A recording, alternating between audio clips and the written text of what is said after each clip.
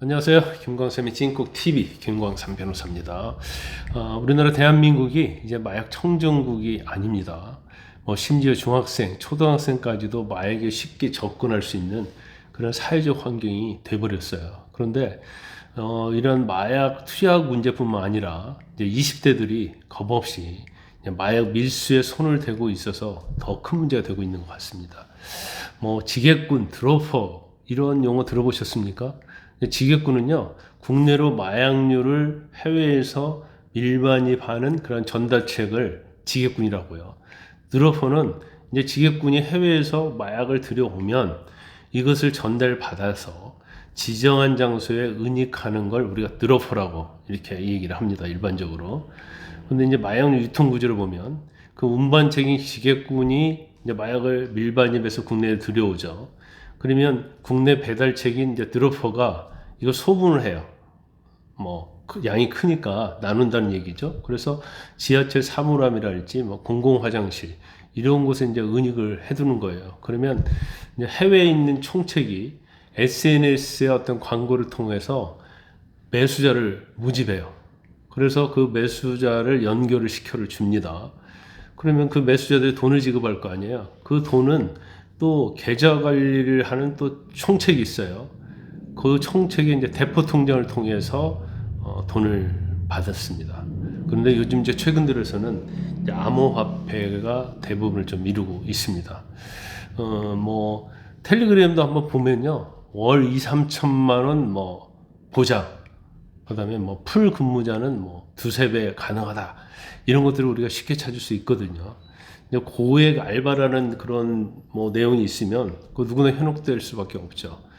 더군다나 이것은 이제 공급책이 있는데 그 공급책, 총책과 이제 비대면으로 이루어지거든요.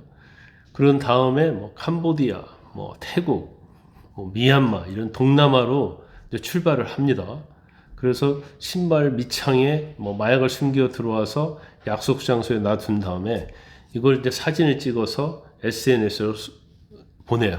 그러면 총책이 그때 돈을 입금합니다. 500만 원이 될 수도 있고요. 1000만 원이 될 수도 있어요. 그러니까 어떻게 보면 굉장히 쉽게 돈을 벌 수 있는 거예요. 걸리지만 않으면. 그러면 사실 취업 준비생이나 사회 초년생 입장을 보면 이건 엄청난 유혹이다 이렇게 볼 수 있습니다. 그래서 굉장히 이걸 뿌리친다는 것은 쉽지 않을 거라고 봐요. 그런데 이제 검찰과 경찰이 이제 마약 수사할 때는 주로 이 드로퍼죠. 판매 조직의 말단이라고 할 수 있는 드로퍼를 검거를 하고 그 드로퍼의 휴대폰이랄지 이런 것들을 압수해서 총책까지 타고 올라가는 그러한 수사를 해요. 그런데 사실 해외 총책일지 공급책은 해외에 있고 SNS로 비대면으로 이루어지기 때문에 말단은 잡을 수 있는데 총책은 잡기는 굉장히 어렵다 이렇게 아시면 될 것 같아요. 지금 마약 시장이 우리나라에서 한 수십조 된다고 합니다. 지난해 압수한 필로폰을 보니까 한 8천억 원 정도 된다고 해요. 이게 엄청나게 많죠. 그런데 이제 최근에 공급과 유통 시장이 굉장히 많이 커졌어요. 왜냐하면 사회적으로 마약을 많이 하다 보니까. 그래서 가격은 하락세입니다. 필로폰 기준으로 따지면 1회분이 약 0.05g이거든요. 근데 이제 과거에 이전에는 시세가 한 10만 원 정도 했었는데 지금은 한 4만 원 정도로 떨어졌다고 그럽니다. 그리고 지난해 향정신성과 관련된 마약 사범의 33.3%가 20대였다고 그래요. 그리고 심지어 10대가 한 7% 된다고 합니다. 그만큼 20대, 10대가 마약 사범에 특히 향정신성 의약품과 관련된 부분에 있어서는 40%가 넘게 차지하고 있다. 상당히 어마어마한 비율이죠. 그리고 마약류와 관련된 처벌에 대해서 좀 살펴보면 지금 점차적으로 그전에는 이제 초범이고 그러면 용서해 주는 경우가 많이 있었거든요. 이제 집행유예하고 특히 대만은 대부분이 풀어주는 경향이 있었죠. 그런데 지금 처벌은 굉장히 강하게 처벌하는 편입니다.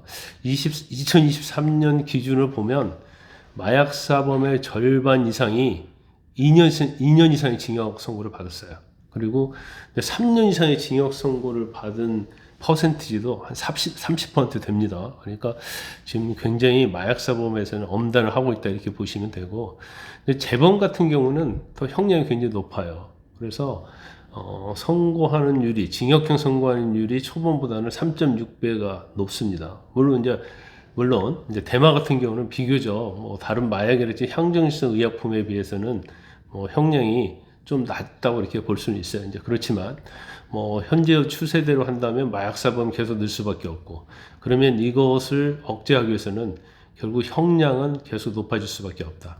그래서 뭐 법원이든 당국이든 엄벌주의로 갈 수밖에 없습니다.